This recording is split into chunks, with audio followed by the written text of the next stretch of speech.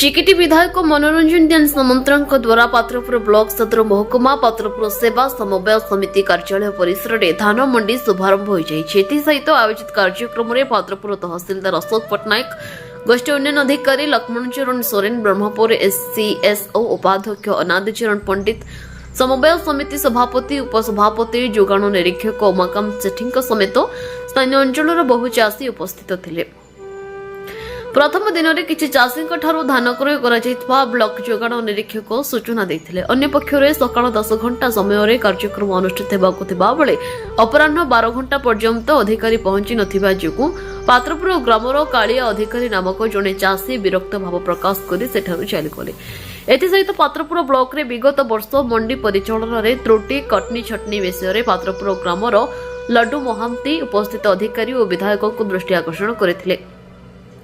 परवर्ती समय चिकिटी विधायक मनोरंजन ध्यान सामंतरा निजर वक्तव्य रखी आज पात्रपुर ब्लॉक 17टी समन्वय समिति और 2टी स्वयं सहायक गोष्ठी द्वारा समस्त चाषी धान संग्रह कर प्रकाश करते। चाषी माने मेसेज माध्यम आसीथिबा टोकेन अनुसार स्थानीय समन्वय समिति मानक पैठ करने को सहित आपण धान मंडी में पैठ करने आपण समन्वय समिति संपादक प्रत्येक क्विंटाल पिछा 4टी झोट अखा देवार व्यवस्था रही। तेणु चाषी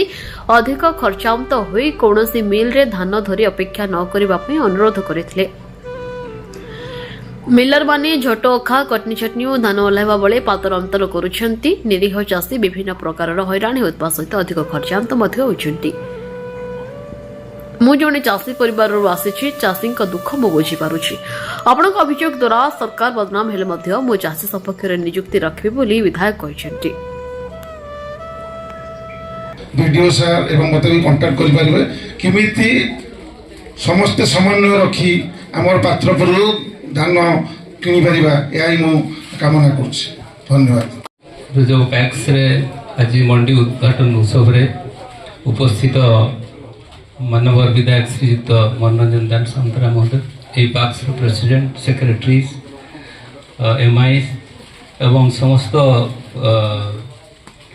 अतिथि वृंद तथा सामने बसथिबा चाषी वृंद एवं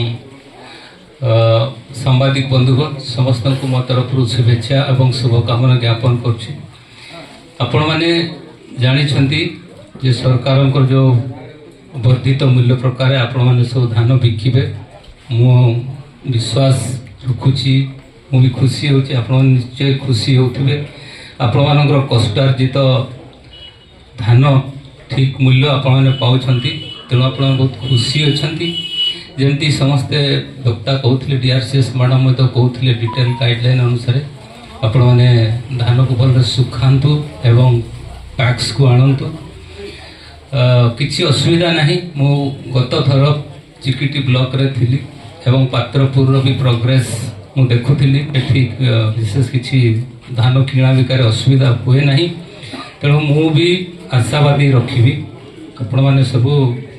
धान आणतु सुखी आणतु एवं पैक्स रे आनिकी धान क्वालिटी चेक कलापर आपण मैंने सब मिल को नेबे। पुणी थे समस्त को मो तरफ शुभेच्छा ज्ञापन करके मो वक्तव्य रखुची। समस्त को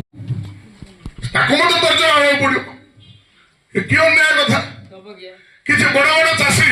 आम अंचल अखा जाइए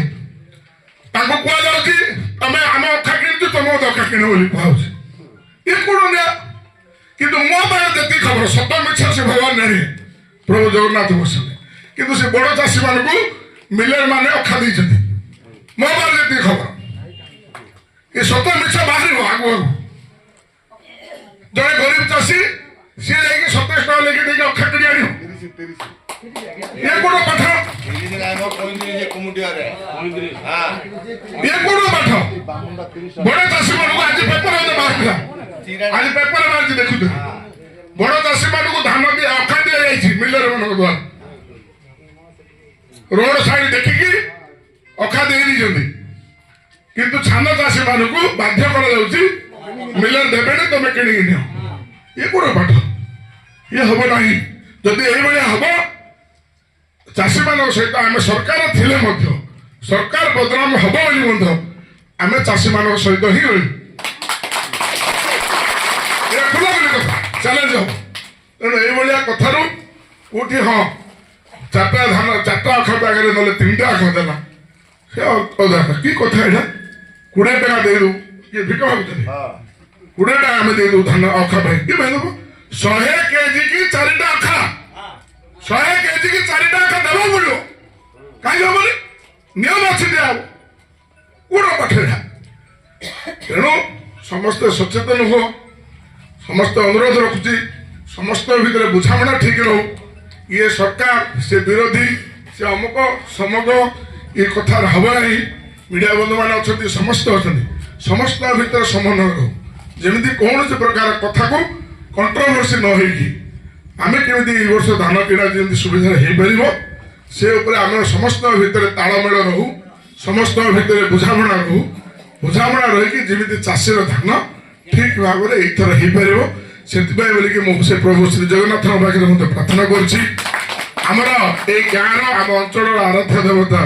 ସେ ମା କୋଠାରୀ ଅଛନ୍ତି ସେ ପ୍ରଭୁ କାଶୀ ବିଶ୍ୱନାଥ ଅଛନ୍ତି ରାମଲିଙ୍ଗେଶ୍ୱର ଅଛନ୍ତି ଜଗଦୀଶ୍ୱର ଅଛନ୍ତି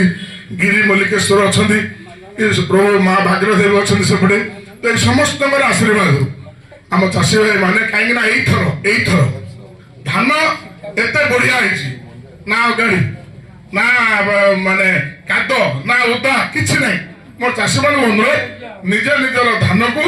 ଭଲ ଭାବେ ଯେମିତି ଆମେ ଯେତେବେଳେ ଧାନ ପିଲାବେଳେ ମୁଁ ଜାଣିଛି ଯେତେବେଳେ ଆମେ ମାନେ ଧାନ କେତେ ନିରୋଳା କରିକି ଧାନ ଆମେ ଉଡଉଥିଲୁ ସମସ୍ତେ ଆପଣମାନେ ଜାଣିଛନ୍ତି ପତିଲି ପଡିଥିବ ତାକୁ ନାଳି ମୁହଁରେ ଅଲଗା ଉଡେଇବେ ବଡ ଗାଡି କାଢିବେ ସାନ ଗାଡି କାଢିବେ ସବୁ କଥା ଅଛି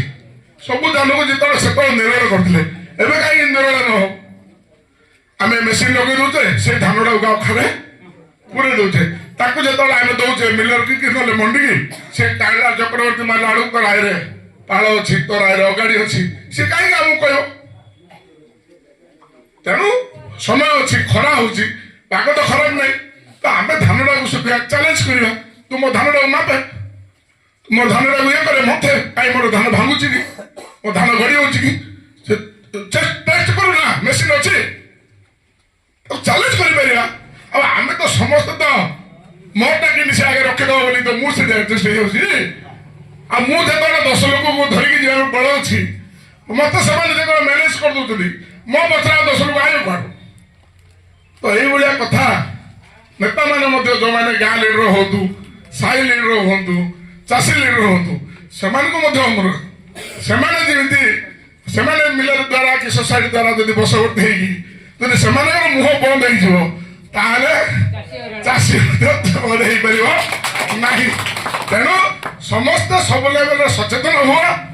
ଆଉ ଆମେ କେମିତି ଏଇଥର ଭଲ ଧାନ କିଣା ହେଇକି ଯେମିତି ଚାଷୀ ହଇରାଣ ନ ହବ ସେଥିପ୍ରତି ଆମେ ସମସ୍ତେ ଧ୍ୟାନ ଦେଇକି ପୁନର୍ବାର ଏଇଭଳିଆ ଆଜି କାର୍ଯ୍ୟକ୍ରମରେ ପ୍ରଥମ ଥର ପାଇଁ ବିଧାୟକ ହେଇଗଲା ପରେ ମଣ୍ଡି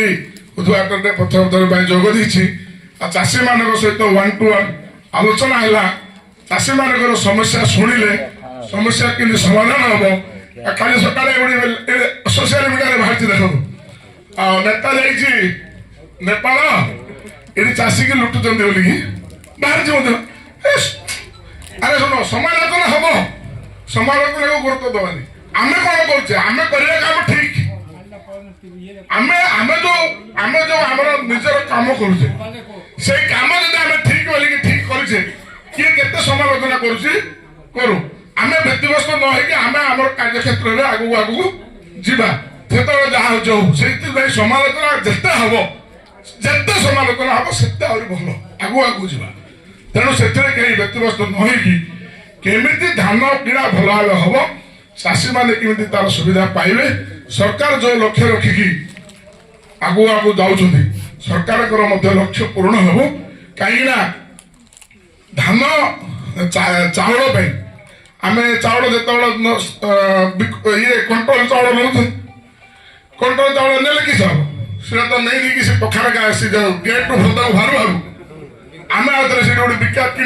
କିଣିବା ପାଇଁ ଲୋକ ଜଗି ଯାଉଛୁ ନା ନାଇଁ ତାକୁ ଆମେ ଦଉଛେ ନା ନାଇଁ ସତ୍ୟ ଯାହା ସତ୍ୟ ହେଲେ ଆମେ ଯାଇନାହିଁ ସେଥିରେ ଆମେ କିଣିଲେ ଆମେ ଚାଉଳ ନେଲେ ଫ୍ରିରେ ଆମେ ଆଉ ଥରେ ମିଲକୁ ବିକିଲେ ସିଏ ଆଉ ଆଣିକି ଦେଇଦେଲା ଏକେ କଥା ତେଣୁ ସମସ୍ତେ ଆମେ ଦାୟିତ୍ୱରେ ଜଡ଼ିତ ସିଷ୍ଟମ ତେଣୁ ଆପଣମାନଙ୍କୁ ଅନୁରୋଧ ସମସ୍ତେ ସଚେତନ ହେବା କେମିତି ଠିକ ଭାବରେ ସବୁ କଥା ହେଇପାରିବ ସେଥିରେ ଯଦି ସମସ୍ତେ ଭାଗ ନେଲେ ହିଁ ଯେଉଁ ଲକ୍ଷ୍ୟ ସରକାର ରଖୁଛନ୍ତି ସେ ଲକ୍ଷ୍ୟ କ୍ଷେତ୍ରରେ ପହଞ୍ଚିପାରିବେ। ତେଣୁ ଆମେ କିଏ କାହାକୁ ଆଙ୍ଗୁଠି ଦେଖିକି ଏଠି ଲାଭ କ'ଣ ଅଛି କେମିତି ସବୁ ସମସ୍ତେ ସେଥିରେ ଜଡ଼ିତ ହେଇକି ସମସ୍ତେ କେମିତି ସମାଧାନ କରିବା ଏତିକି କହି ଯଦି ମୁଁ କହିବା ଭିତରେ ମଧ୍ୟ ଯଦି କିଛି ମୋର ଭୁଲ ଭଟକା ଥିବ ସେଥିରେ ମଧ୍ୟ ମୁଁ ସମସ୍ତଙ୍କୁ କ୍ଷମା ମାଗୁଛି ଆଉ ଆଶା ରଖୁଛି ଯେତେ ଦିନ ପର୍ଯ୍ୟନ୍ତ ଏ ସିଷ୍ଟମରେ ଅଛି ସମସ୍ତଙ୍କ ସହିତ ସମନ୍ୱୟ ରଖିକି ସମସ୍ତ ସହିତ ସମ୍ପର୍କ ରଖିକି ଆଗକୁ ଯିବା ପରବର୍ତ୍ତୀ କଥା ଯାହା ଭାଗ୍ୟରେ ଥିବ ତାହା ଗଞ୍ଜାମ ଚିକିଟିରୁ ଶୁଭଶ୍ରୀ ପ୍ରଧାନଙ୍କ ରିପୋର୍ଟ ନ୍ୟୁଜ ଉପାନ୍ତ ଖବର।